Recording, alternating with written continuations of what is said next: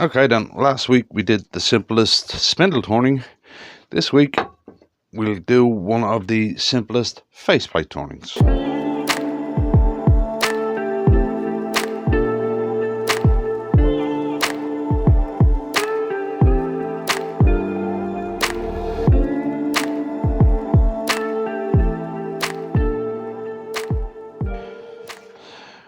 Right then, as I said, this week we're going to kind of continue on from last week in this beginner series. And we're going to do what is one of the easiest faceplate turnings where you get something at the end of it, right? What I have here is, it's a piece of tiger wood, and this one happens to be 6 inches by 6 inches by little under 2 inches deep, right? Now the whole thing with this is the block size doesn't really matter, right? But you're aiming for around about 2-ish inches by 6 inches, 5 inches they'll even do it, up to about 7 inches, right? So this part doesn't really matter, right? Now, as you see, what I've done is I've knocked the corners off in the bandsaw, and I have marked the middle of it, right? I'm going to go through the whole lot of this, because as I said, this series is aimed at new turners, right? Now there's a few ways you can hold this, right? You can drill a hole in there and use a worm screw on a chuck, or you can put it between centers even. What I'm going to do is I'm going to use a faceplate, because for newer turners it's safer, right? So what I'm going to do is put a faceplate on.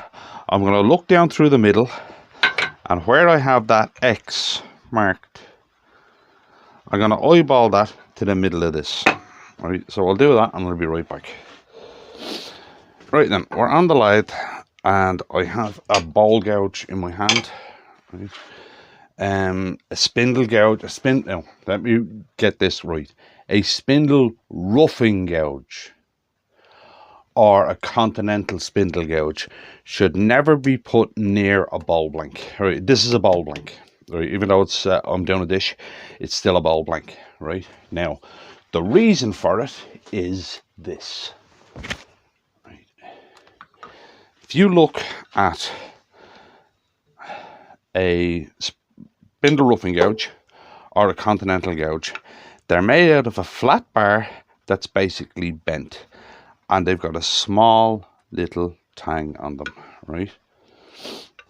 Now, these are not the same tool, by the way, right? Even though sometimes the continental gouge is referred to as a spindle roughing gouge, it's actually not, right? I have a new one here, and I'll show you what the difference is.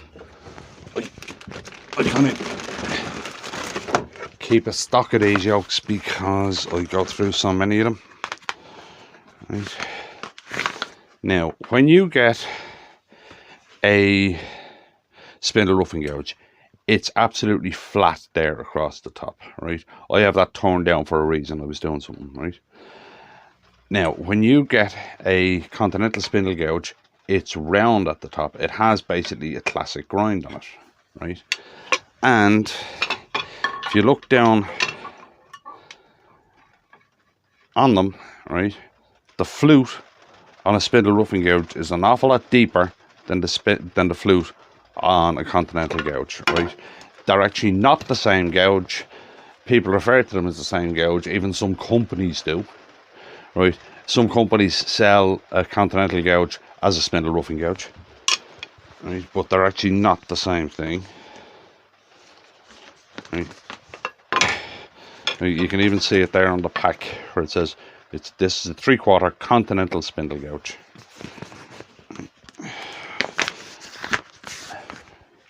So that's just one thing to watch for, right? Now, where was I? Oh yeah, as I was saying, you don't let either of these gouges touch a bowl blank, right? A spindle gouge, on the other hand, is round stock, right? Technically, you can let one of these go onto a bowl, right? The difference between a spindle gouge and a bowl gouge is, again, it's the depth of the flute. Right, you see the way on the ball gouge is a really deep flute in it, and on the spindle gouge there isn't, right?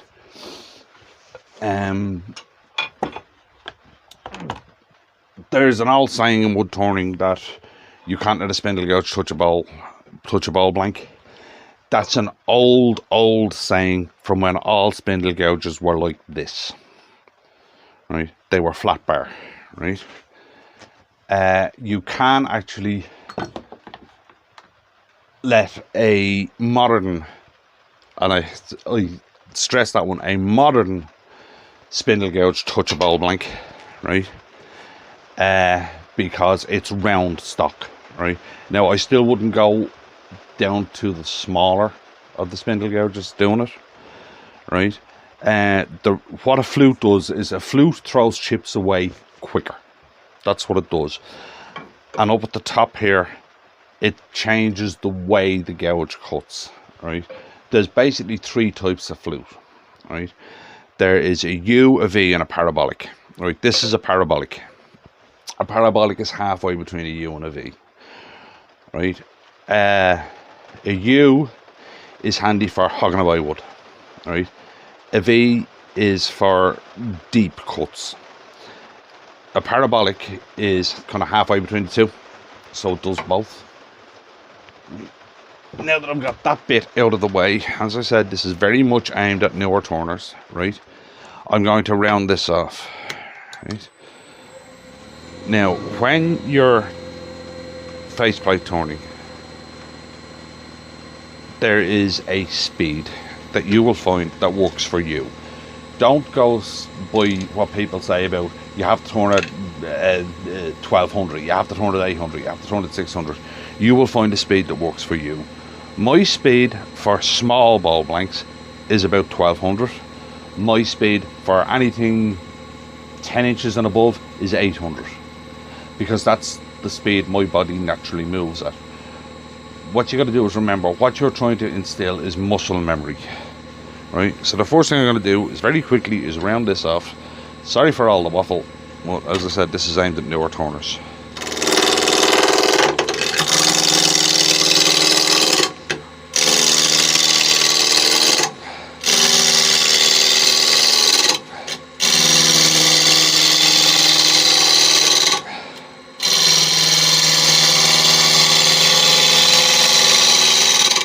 Now, if you're spinning and you want to know if it's round or not, just rest it on top. Rest your gouge on top, on the back. Can you hear the bump? That means there's a flat in there somewhere, right? It's just a quick way of doing it. There's the flat right there. So I need another couple of cuts to make this round.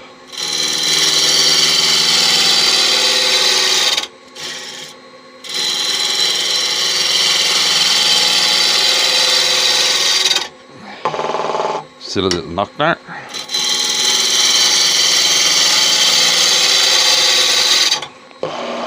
No knock. You hear that? But it's just going over it. There's no knock, right? Now that it's round, I want to face this end off.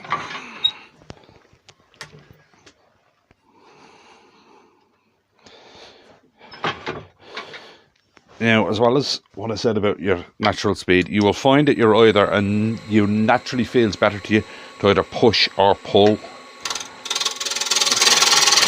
It doesn't actually make a difference. It's up to whatever way you feel to do it.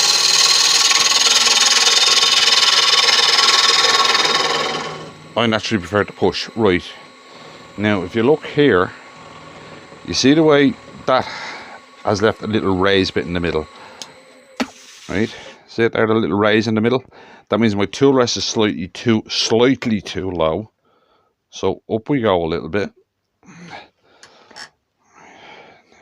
That one's slightly too high, I can tell. Right? And just do it again until you get this flat.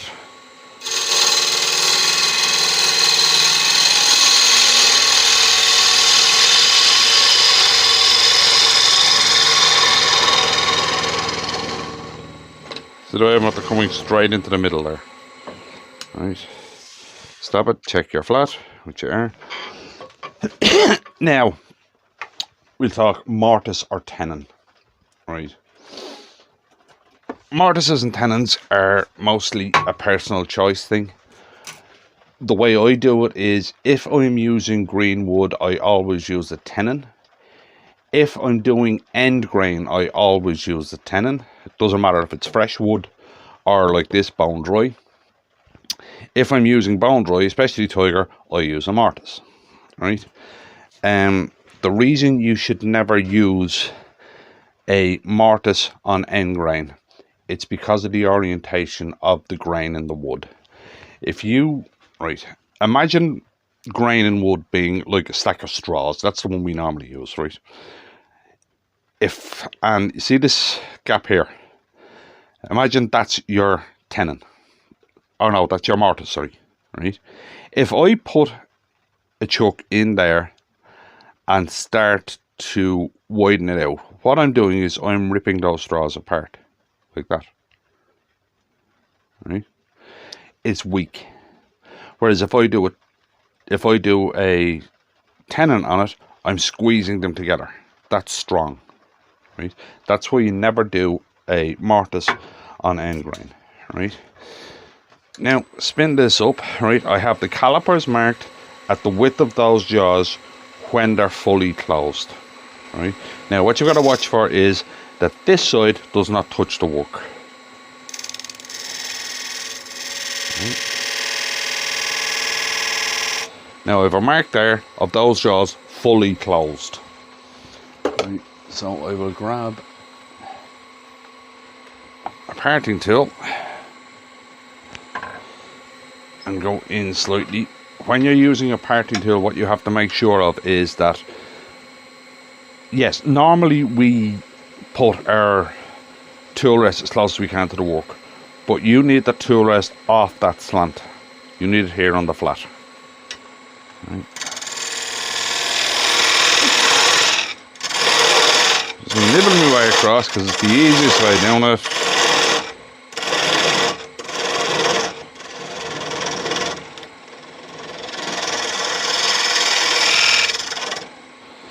Now, at the moment, that is too small for the chuck, because I cut it the exact size, and I don't want the jaws completely closed like that. But I also have to put a shoulder into it. Right, you see that there? Right, just there. Right, that's an angle. Right. It's a dovetail angle, right? So what I want to do is I want to put the reverse of that dovetail in here so that the jaws grip it. Now, if I go in there, you will see that that is below center. I don't want that. I want that on center, so I need to raise the tool rest. Now you see I'm on center. Now all I want to do is come in there, and I'm going to take a little bit more of that.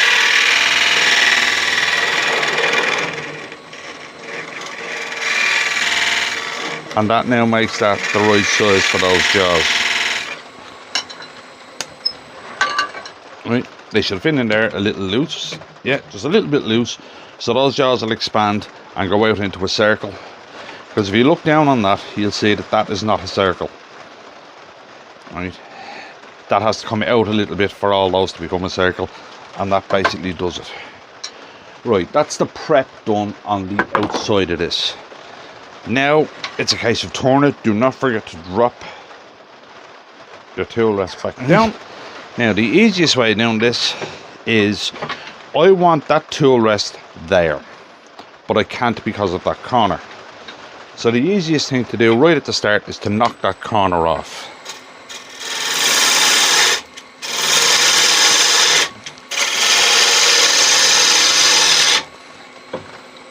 Right, that corner is now locked off. So now I can put the tool rest where I want it, which is there.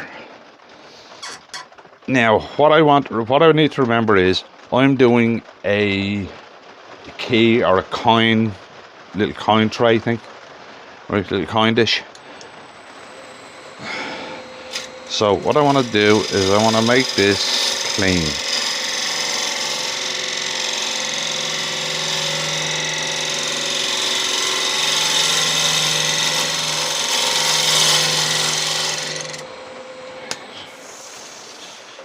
There we have a nice clean cut.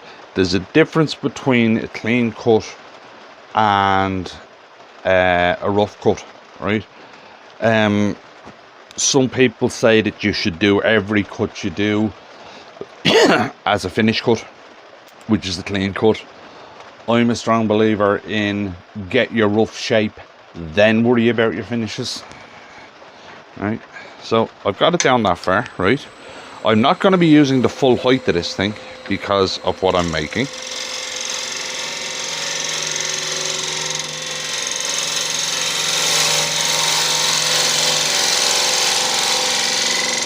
So I want to bring it up to about the height I want, right? I'll be getting rid of all of that, right?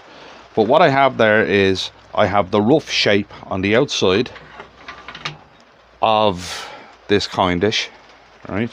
Or key dish, whichever you fancy, right? So I have that shape now, the shape I wanted. I have my mortise in it, right? It's slightly tilted in there, right? That's something I should have, I didn't tell you, right? What you should do as well is down the bottom here, make it very slightly go in, right?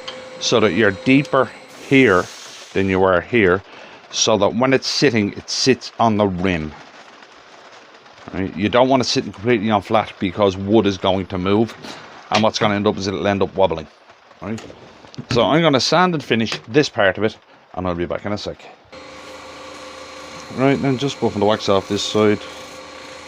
As I said, this is, sorry about all the waffle in this one, but it's as I said, it's based for new turners. And for the new turners watching, if you want to know what way I finish stuff, I've done a full video on my whole finishing routine. I'll leave a link up there and a link below as to how I do it, just in case, because I know it's going to be one of the questions we've got asked my new turner. Right, and we have that nice and finished. Now it's just a case of take it off, flip it over and hollow it. Right, so I'll set up for that and be back in a sec. Right then, we're flipped over. And the first thing I want to do is level here off, but I also want to bring it down to where I want it, which is where I stopped just there. Something that I have a thing about is make something, when you're making something, make it for use, for the intent it was used for, if you get what I mean. Right, for the intent. I say it a lot with boxes, right, when I'm doing boxes, that if a box is to be carried around, it should have a pop fit. If it's just to sit on a dressing table or something, it should just have a lift fit. It's the same with anything. This is meant to be a coin or a key bowl, which means it doesn't have to be huge. It doesn't want high walls. You just want to put something in it and slide it out. Right, so if I put a big high wall on this, that slide thing is gone. Right. So I'm going to bring it down now first.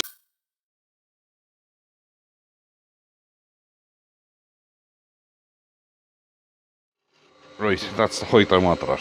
Right. Now, there's loads of ways of hollowing something. You can push it, you can back hollow, there's loads of ways, right? But for the newer turner, an easy way of helping yourself out is to mark the size of your wall, and to simply do that, spin it up, get a parting tool, and just give yourself a mark. Right, that's as wide as you want that ball. Right. Now slow it down to where I'm comfortable. Slide that in, and then from the middle I'm going to start coming out. It's too slow. 1200.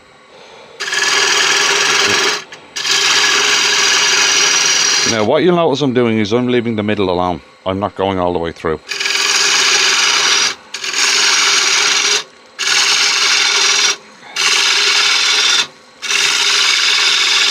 And there's a reason for that. If I leave the middle solid, then the outside of the bowl won't flex much. Right? Now, this is where I'm at. You can see the mark there of where I went to. So what I want to do is I want to put my tool out as far as I can, almost flat, start cutting, and then turn the tool.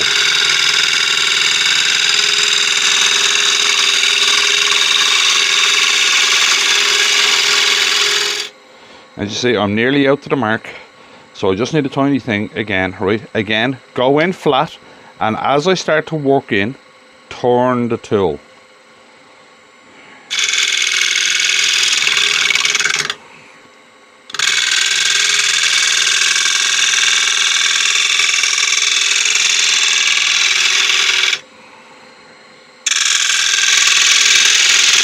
Now I'm pulling this pretty thin because it's only a lightweight bow, right? Now you can use a calipers or you can use your fingers to check your wall width.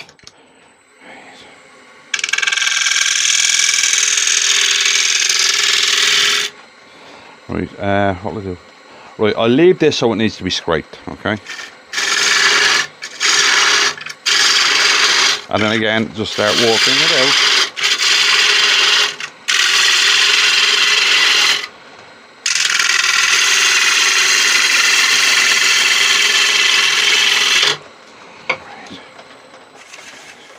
Yeah, alright, I'll leave this so it needs to be scraped so I can show you the scraper as well.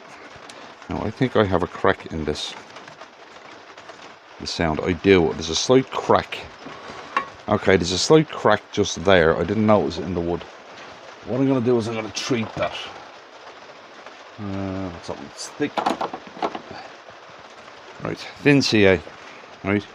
See that little crack that's just after appearing there? Now, I didn't see that in the wood, but it's a good learning thing, right? Rub some sawdust into the crack. Right, get some thin CA and just let it run down the crack.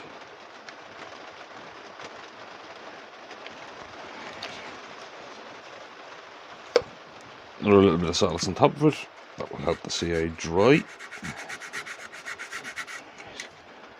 See if it came through to the far side. It did a little bit, so I'm going to have to re-sand that outside. Right, I didn't notice that crack in a piece of wood, but stuff like this happens. Right, and you can either freak out or you can deal with it. Simplest way of dealing with a crack like that is to fill it with sawdust and CA. Back to it. Start taking the middle out now.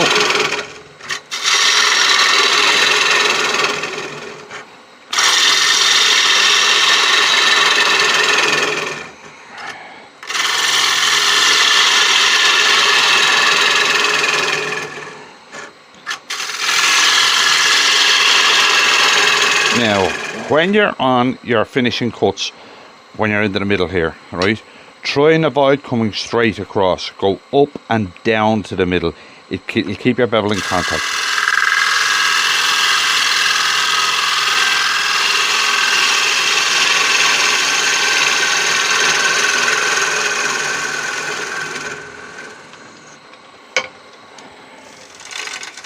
Right, and you end up with a decent cut on the end there. Now, oh yeah, I said I was going to use a scraper, didn't I? So I will. But I need to treat that crack a little more because you can see it actually runs all the way there. Now, if you have to do something like that, do not take the piece off your chuck. Right. Take it off on the chuck.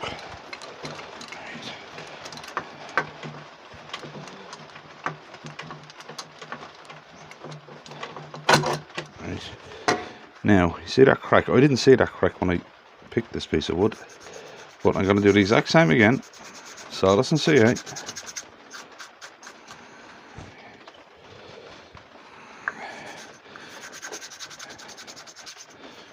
This is actually a good thing to have happened because it didn't go perfect. Right. It's thick. That's thin, is it? No, that's thick again. That's it. Right. A little bit of sawdust and CA into the crack. That'll soak down through that crack, join everything up. A little bit more sawdust on the top helps the CA dry off quickly and goes down into the crack.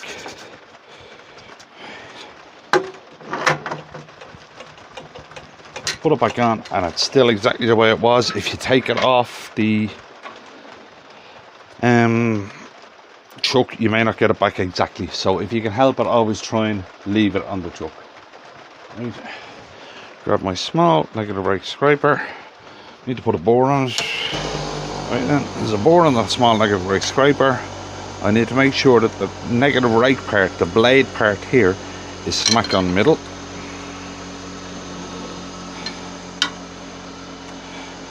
And then it's just a case of spin it up and draw it out.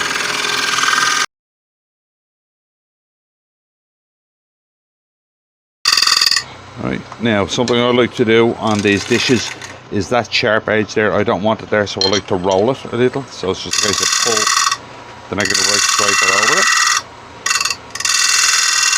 Because remember, I'm doing a coin dish, so I want the coins to just be able to slide out. Right, okay. Now I'm going to sand and finish the inside of that, and I have to re-sand the outside because some of that glue came in. So I'll do that and I'll be right back. Right, and just buffing the wax off. Turned out basically as expected. As I said, it's probably one of the easiest faceplate turns you can do is a coin dish, because there isn't much hollowing in it, there isn't much outside shaping in it, but it will get the idea into your head of what you're doing. Right, and you'll end up with something like that. Right, I'll take it up and give you a better look at it. So I'll be back in a sec. Right then, there we go, a nice pretty little coin dish. Said it's the fourth one in this series that I'm doing on projects for new turners. There's really not much to say about a coin dish, really, apart from it's a small little dish. It's one of the easiest faceplate turnings you can do. It gives you the hang of shaping an outside and hollowing the inside, and because you're not hollowing deep, it's easy. So if you enjoyed that one or got anything out of it, if you wouldn't mind clicking like on the video, and I'll see you in the next one.